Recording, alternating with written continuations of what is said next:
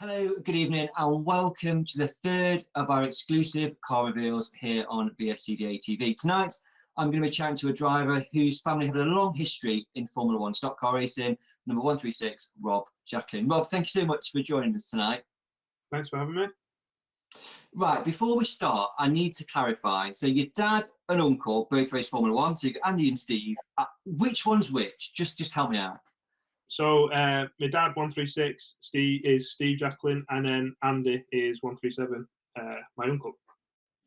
So you have, I said in the intro that you've got a long history in the sport, and they raced for a while and were around Formula stock cars for a long time, weren't they? Yeah, we've tried to work it out recently, but they started in '94, cobbled a car together and shared a car for a season, and then Andy got his own car, and then my dad had a car, and then we don't think we've had a year off as a family up until 2020.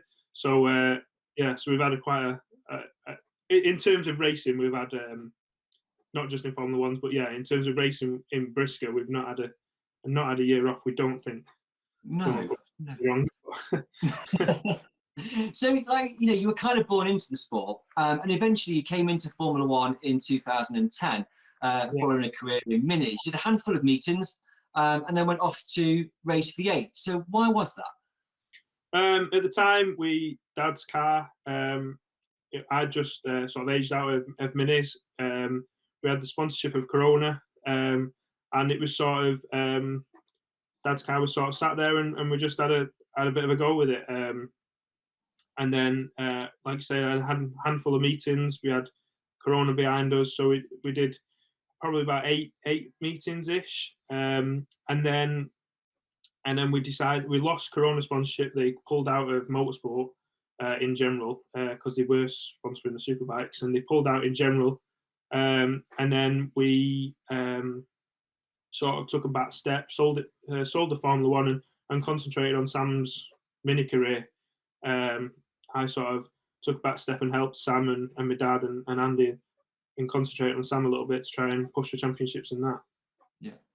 And then a few years later, Sam aged out in minis, and me and Sam cobbled together some money together and bought our first V8. Just like a cheap car we found, and we were sharing that for a season, and so I went from there really. And then we built a car ourselves. Me, Dad, and Sam built a car, so we had two cars racing for V8s. And then Sam decided he'd never raced a Formula One, so he wanted to race a Formula One, and then I sort of followed. We swapped a V8 for the V8 we built.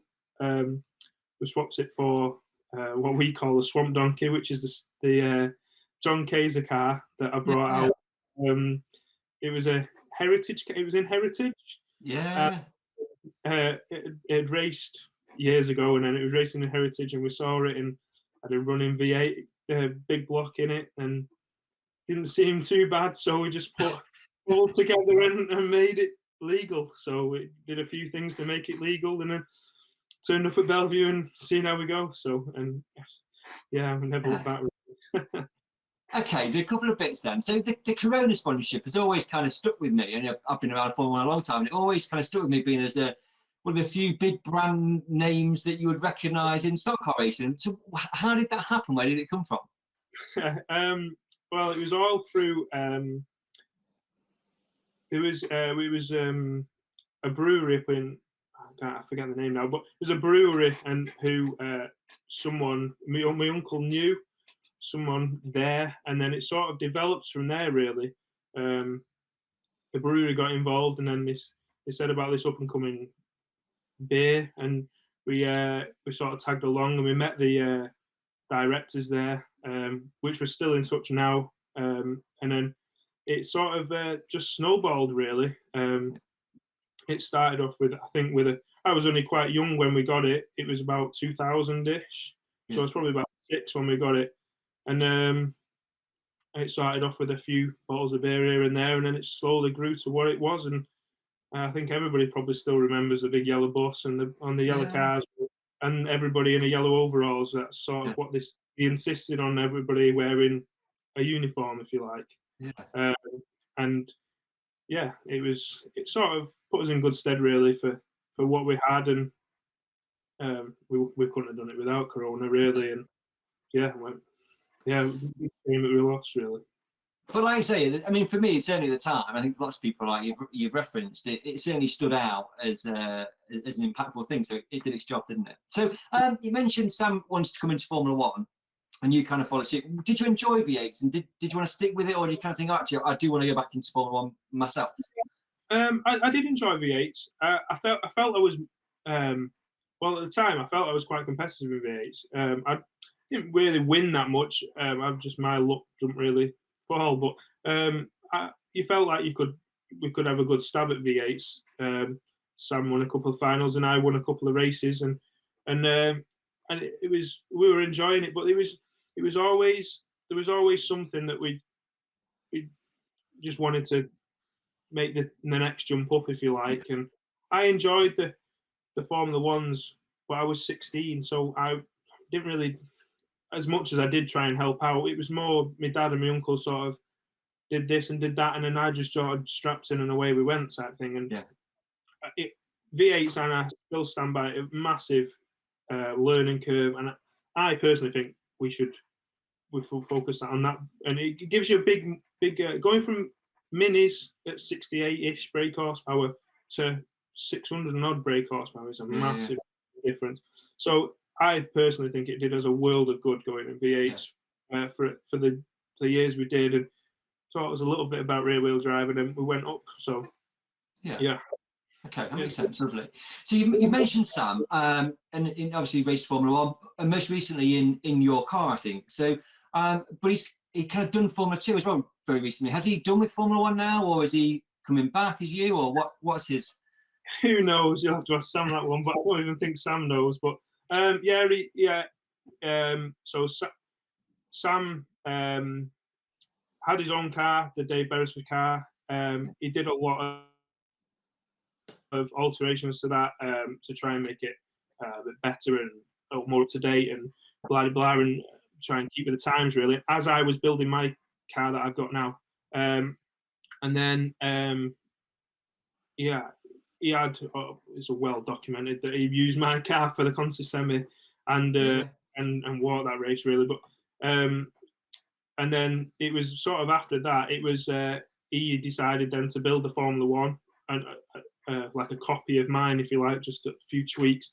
And then he sort of fell out with it a little bit, the sport, and things were getting him down a little bit. So decided to sell up and try and change his path a bit, and then went to Formula 2s. And then, but he's just started his own business up. So he's tried to sort of put one stock cars on one side and focus on that a little bit. So no doubt you'll see him in my car in I think now I've got a Formula One and it's nearly ready. He's itching again, but we'll just have to see how he goes. So yeah.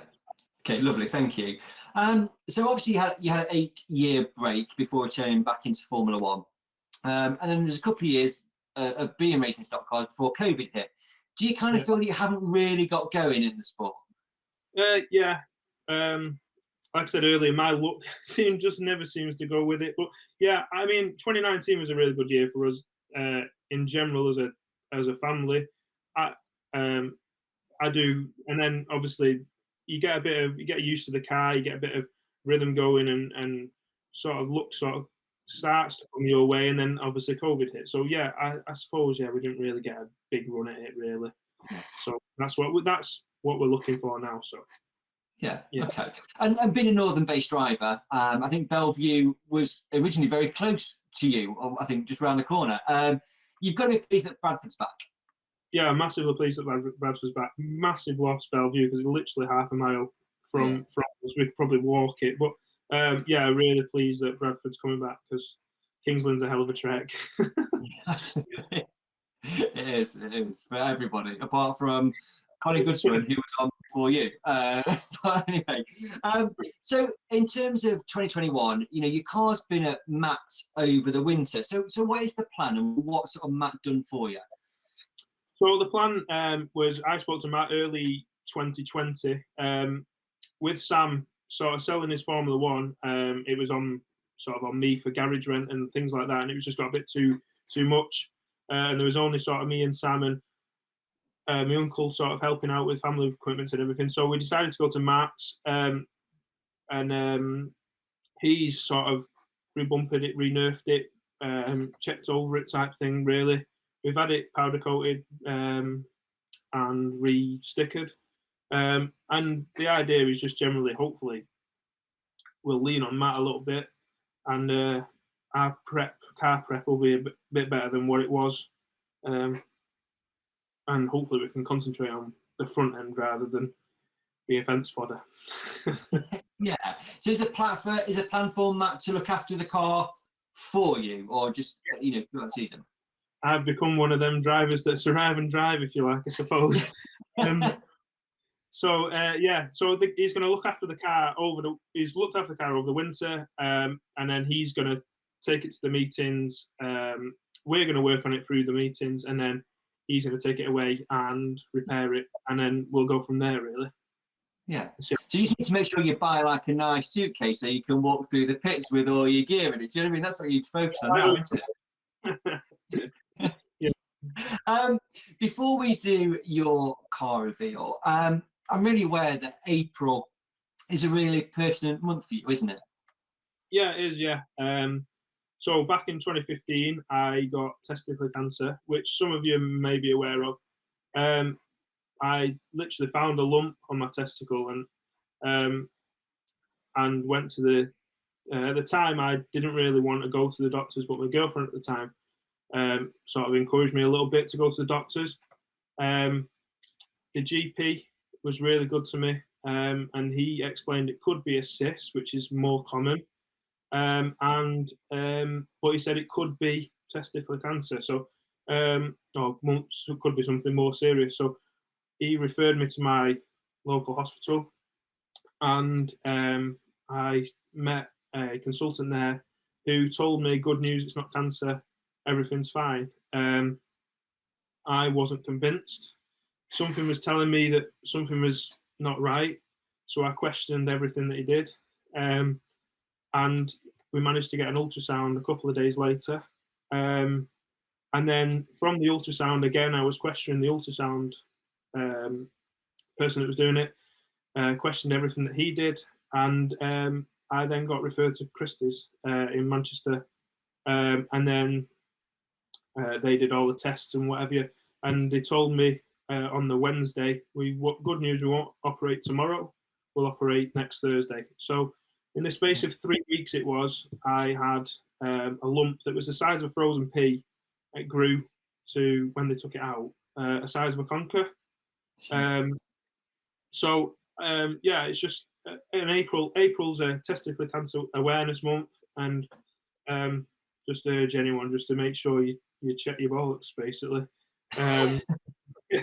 I teamed up with a local charity in Ashton near me called Baggy Trousers, and they've got all the relevant things on the website. So if you are unsure, go on to the website baggytrousers.co.uk or .org, I think it is, and just check out. And then if you are unsure, just ring your GP and just ask, because it saved me having chemo, saved me having. The only thing I had was surgery, and as men, we are quite lucky that the fact that it's on the outside and we could just take it away. So I've got a plastic one in now, but I'm fine and live to tell the tale. So yeah. Rob, thank you so much for sharing that, and I think you've done it in a humorous way, but there's a really, really serious message there, which is actually keep a check of yourself, and if you are unsure, go and ask, go and seek professional help, and there is support out there, isn't there? So yeah, thank you for that. Mm-hmm. Yeah, it's quite a sensitive topic, but I like to keep it light-hearted, and it's just the serious message you've got to get through as well. So yeah, lovely, thank you. Okay, so let's move on to your car for this year. Before we do that, Rob, just like to say, thank you for doing this evening, and I'd like to wish you the best of luck for the 2021 season. So Rob, over to you. So this is my car for 2021. I'd like to thank all sponsors that have chipped in and helped me out. Nimbus Motorsport, Torco, Engine Carbon Clean, HTC Tuning, Dentona Manchester, and anyone else I forgot. And this is my